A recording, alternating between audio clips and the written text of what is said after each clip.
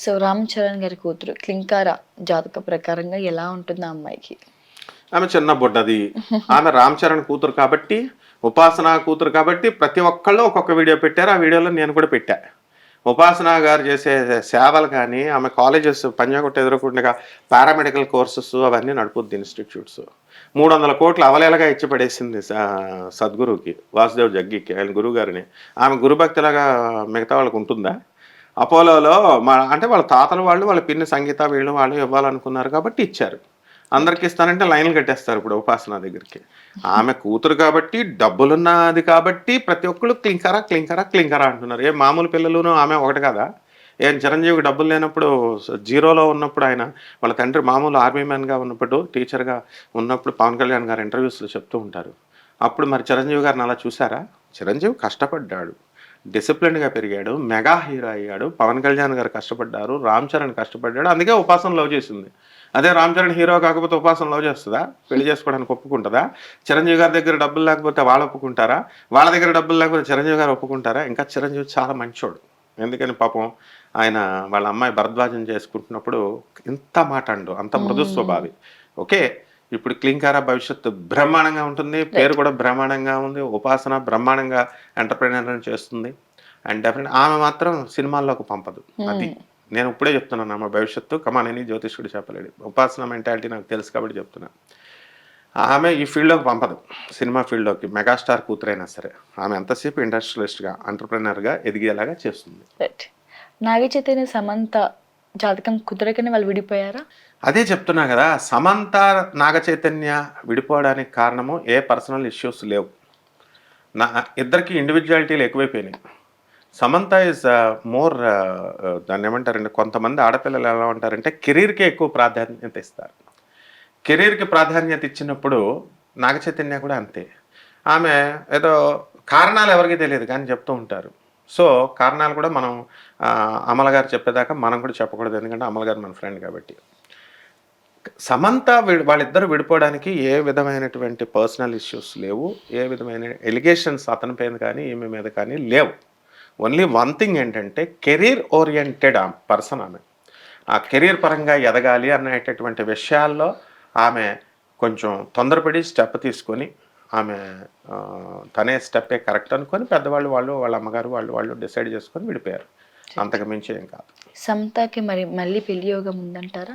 ఎందుకు చేసుకోకూడదు? ఆమె మనిషి కాదా? చేసుకో అంటది. తప్పేముంది? ఇప్పుడు మ్యారేజ్ ఇప్పుడు అలాగే ఉండిపోమని ఎలా చెప్తారు వీళ్ళు ప్రజలు? ఆమె చేసుకుంటుంది. అవసరమైనప్పుడు చేసుకుంటుంది. మొదటి నుంచి కూడా చెప్తున్నాను గదా! కెరీర్ ఓరియెంటెడ్ పర్సన్ తను. కాబట్టి ఆ కెరీర్ వచ్చేదాకా వెయిట్ చేయాల్సిందే. అప్పుడు చేసుకుంటుందామె. గురుగారు 'బాలకృష్ణ' గారి జాతకం ప్రకారంగా ఆయన మంత్రి అయ్యే అవకాశాలు కనిపిస్తున్నాయా? ఆయన మంత్రి ఏంటమ్మా? ఆయనే చీఫ్ మినిస్టరు. వాళ్ళ బియ్యంకుడే చీఫ్ మినిస్టరు.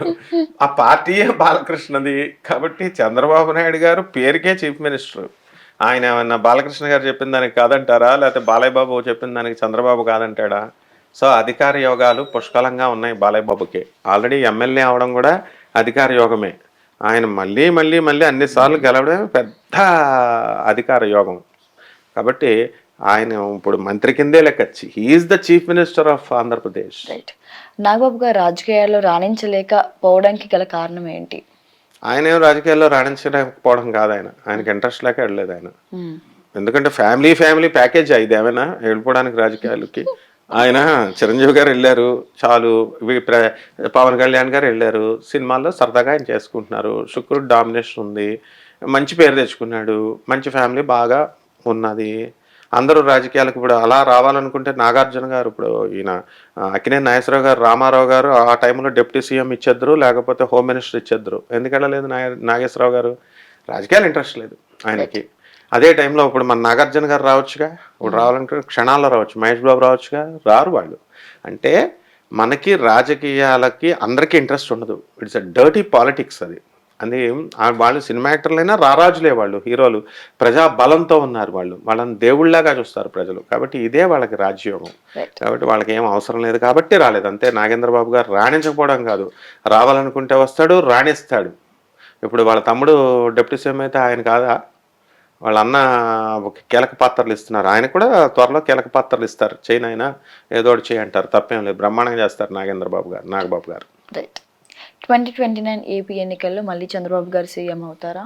చంద్రబాబు హవా నడుస్తుందిగమ్మా. ఆయన ఆరోగ్యం బాగా చూసుకోవాలి చక్కగా. బాగా పరిపాలన చేస్తాడు తెలుసు మనకి. పవన్ కళ్యాణ్ గారు కూడా బ్రహ్మాండంగా చేస్తారు. మరి ఇవన్నీ కూడా ప్రజల టార్గెట్స్ ఉంటాయి. ఇప్పుడు సచిన్ టెండూల్కర్ని ఒక బ్యాట్ పట్టుకుంటే 100 కొట్టేయాలా అని ఆశిస్తారు జనం.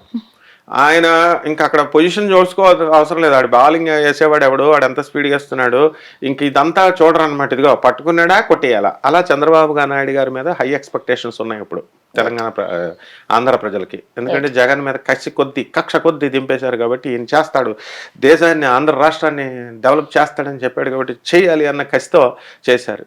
ఈయన కనుక సరిగ్గా చేయలేదనుకో వెంటనే దింపేస్తారు. వెంటనే అప్పుడు ఏమవుతుంది, ఆటోమేటిక్గా ఆయనతో పాటు ఇప్పుడు పవన్ కళ్యాణ్ గారు వల్ల చంద్రబాబు నాయుడు గారికి ఎంత గుడ్ నేమ్ వచ్చి ఇద్దరు బాండేజ్తో చక్కగా గెలిచారో, ఈ కోయిలేషన్ గవర్నమెంట్ని ఫామ్ చేశారో, బీజేపీకి ఏం పెద్ద ఎఫెక్ట్ ఉండదు. వీళ్ళిద్దరి మీద పడిపోయి వీళ్ళిద్దరిని నింపేస్తారు. కాబట్టి చాలా జాగ్రత్తగా వేయాలి వీళ్ళు స్టెప్స్. పవన్ కళ్యాణ్ గారికి ఆల్రెడీ 3 పెళ్లిళ్ళు అయినాయి, అందరికి తెలిసిన విషయమే. మరి 4వ పెళ్లి కూడా అయ్యే అవకాశాలు ఉన్నాయి ఆయన జాతకంలో. ఇంకెన్ని పెళ్లిళ్ళు ఉన్నాయి?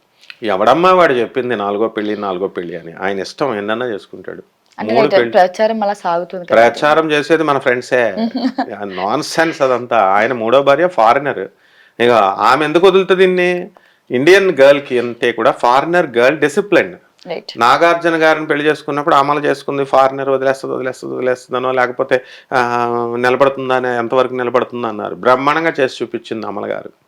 అందువలన ఇప్పుడున్నటువంటి ఆవిడ అందులో డిప్యూటీ సీఎం అయ్యాడు, మినిస్టర్ అయ్యాడు, రాజకీయాల్లో క్లిక్ అయ్యాడు, ఒక అగ్ర పార్టీ ఉంది, చీఫ్ మినిస్టర్ అయ్యేటటువంటి పరిస్థితులు భవిష్యత్తులో రావచ్చు. అటువంటి దానికి అధ్యక్షురాలు ఆమె. పవన్ కళ్యాణ్ ఏంటి, ఆమె ఏమైనా పిచ్చిదా? ఫారినర్ అంటే ఏమనుకుంటున్నారు? Very discipline than in Indian. కాబట్టి ఆమె ఎట్టి పరిస్థితుల్లో వాళ్ళంటే ముందోళ్ళు వదిలేశారు. ఇదిగో వదిలేశారంటే ఏదో సెటిల్మెంట్లు చేసుకున్నారు. వాళ్ళు కూడా మంచివాళ్ళు పాపం. ఎలా అంటే అండర్స్టాండింగ్తో వెళ్ళిపోయారు వాళ్ళు. ఇప్పుడు ఏం ఆ ఛాన్స్ ఇవ్వదు. కాబట్టి 3వ పెళ్ళి, ఫైనల్ పెళ్ళి. Pawan Kalyan is fixed for her, fixed. And ఆయన గేమ్ అయిపోయింది ఈ 3వ పెళ్లితో. రాజకీయాల్లో కూడా చక్కగా బ్రహ్మాండంగా గేమ్ అక్కడ స్టార్ట్ అయింది. మ్యారిటల్ లైఫ్ గేమ్ ఆగిపోయింది. కాబట్టి ఎట్టి పరిస్థితుల్లో ఇక 4వ పెళ్లి అనేటటువంటి టాపిక్ లేదు. ఆయనకు పెళ్లి చేసుకోవాల్సినటువంటి అవసరం కూడా లేదు. అయితే ఇప్పుడు ఆయనకు బాధ్యతాయుతమైనటువంటి ఆంధ్ర రాష్ట్రం వాళ్ళంతా కూడా దాని మీద చూసుకుంటాడు ఆయన ఫోకస్. ఈ పెళ్లిల మీద చూసుకుంటాడు. ఎక్కడైనా ఈ పిచ్చివాగుళ్ళు వాగుతారు వీళ్ళంతా అంతే. నయనతార గారు, విఘ్నేష్ గారి జీవితం ఎలా ఉండిపోతుంది? కలిసి ఉంటారా లేకపోతే మధ్యలో ఏమైనా డిస్టర్బెన్సెస్ వస్తాయా?